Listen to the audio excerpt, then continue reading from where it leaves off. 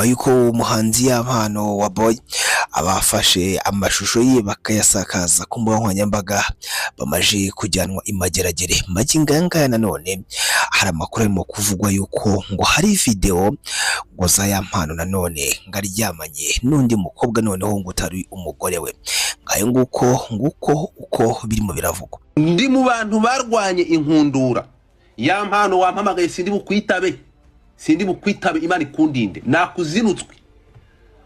Niba umuntu ashobora aya masaha hari abantu bari mageragere bakekwaho gusakaza amafoto nyir'ubwite yifatiye aya masaha tukaba tubona ndi mashusho, tubona ndi mafoto the same person n'undi mukobwa utandukanye. Nukubera ko umuntu ashobora gufata abana b'abakobwa b'Abanyarwanda akabagira ibikoresho kuri aka kageni hakaba bafungwa nyiri kubikora hari. Reka twemere ko ibyambere byagenze, turasaba ko inzego zigira ikintu gizikora kuri iki kintu. Barebe niba umuntu ari muzima, niba ari muzima abyozwe ibintu ari gukora, niba atari muzima agende yitabweho. Twibajije ngo niba kugeza aya masaha uyu muntu twarahagaze tukamuvugira ko ibyamubayeho yaba yarahohotewe akanagambanirwa. Ibi ngibi byo yakoze mu giti cye n'ibyagaragaye, ibi ngibi bitewe n'iki? Ibintu biratangaje. Tukavuga tuti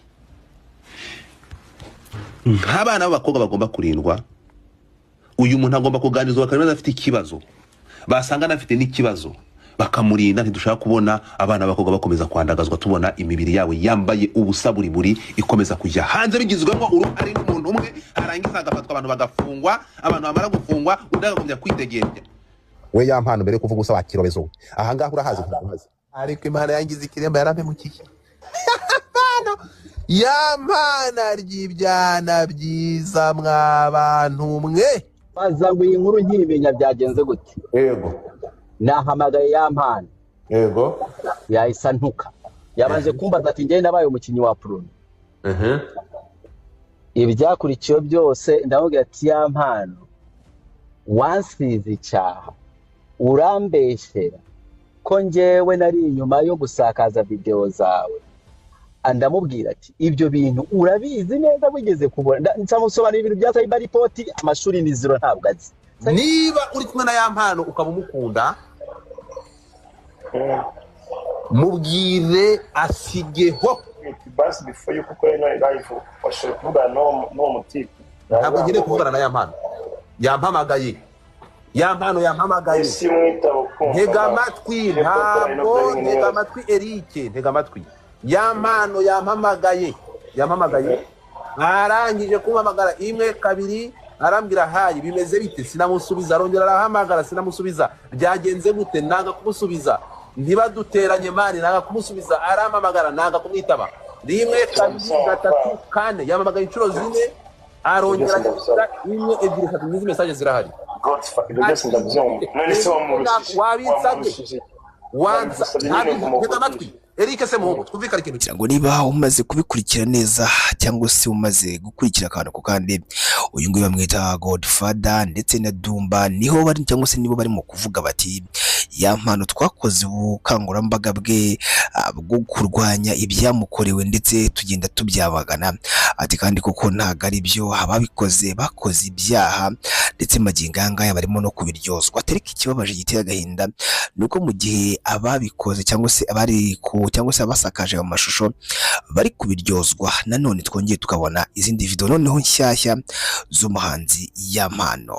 Godfather ati Yampano akomeje kumpamagara ati ariko nanze kumwitaba. Dumba nawe ati yaramparabitse. Ni byinshi bigenda bivugwa, ariko ushobora kuba uba muri showbiz by'umwihariko ndetse by'umwihariko na RIB cyangwa se nk'urwego rw'igihugu rw'ubugenzacyaha rumaze igihe kirekire bigarukaho rubivuga cyangwa se ruvuga ruti umuntu nawe ufata amashusho ye ku bwite cyangwa se ku giti cye akayasakaza, nawe ibyo ngibyo biraza kujya bikurikiranwa. Abantu benshi bakaba bakomeje kuvuga bati noneho se Yampano yongeye afata ama video mashyashya, dore ko yavugaga yuko nta zindi video yigeze afata abantu bakomeza kuvuga bati noneho ibi ngibi byagenze gute, izi video zaturutse hehe? Magingo anga twubwire yuko izo video birimo biravugwa ko zihari ariko nta wuzi ngo ziri he, nta wuzi ngo zifitwe nande. Ni space yakozwe na Godfather ndetse n'abandi harimo na Dumba n'abandi bavuga yuko izo video ngo ari kumwe n'undi mukobwa nazo ngo ziri hanze.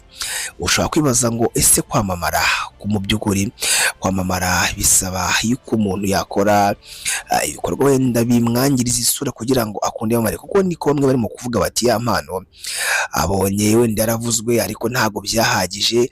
Abandi nabo bakavuga bati ya mpano hari abantu runaka bashobora kuba wenda nawe ubwe yego bakora ibyo ngibyo bagasakaza amashusho ye, ariko nawe ubwe izo video niwe wazifashe. Ati se kuki umuntu ufata video akazifatira ubwe ndetse nta muntu n'umwe ugize abigiramo uruhare, atuye kuki adakurikiranwa? Ibi ngibi byakomeje kugenda bibazwa n'itangazamakuru bavuga bati ese mu gihe umuntu we yafashe video ze abagamije iki? Ese ufata video utazi neza yuko isaha ku isaha habura cyangwa se isaha ku isaha zishobora kuba nawe ubwawe zagucika zikajya hanze? Ibyo ngibyo ni byagiye bivugwa cyangwa se bibazwa namwe mu bantu bakoresha social media by'umwihariko. Ngaho nguko rero twavuga tuti kuba umustar bisaba kurinda isura yawe, kuba umustar bisaba kuba witwarika. Kuba umustar ni ikintu gikomeye kuko abantu bagukunda ugerageza gusigasira iyo legacy. Ya mpano rero reka dusabe cyangwa se twizere yuko ibyo ngibyo wenda birimo kuvugwa atari ukuri, kuko bibaye ari byo cyangwa se izo video kuko zihari cyaba ari ikibazo gikomeye cyane, ndetse by'umwihariko iperereza rishobora kuba ryakorwa kandi no mu gihe n'undi n'irindi ritararangira, noneho hashobora kuba ryakorwa nawe ugasanga bimugizeho ingaruka zikomeye. Iyi ngiyi ni tubicanira yacu kandi yanyitwa Taratibu Wadi. Mwashi twiza Taratibu update tugize amakuru agiye acishikana muri showbiz by'umwihariko no muri sport. Genda dukurikira kuvuga nkoranyambaga zacu zitwa Taratibu TV, Instagram, TikTok na Facebook zitwa Taratibu TV. Genda nitwa N Yusufu, duhure muri comment.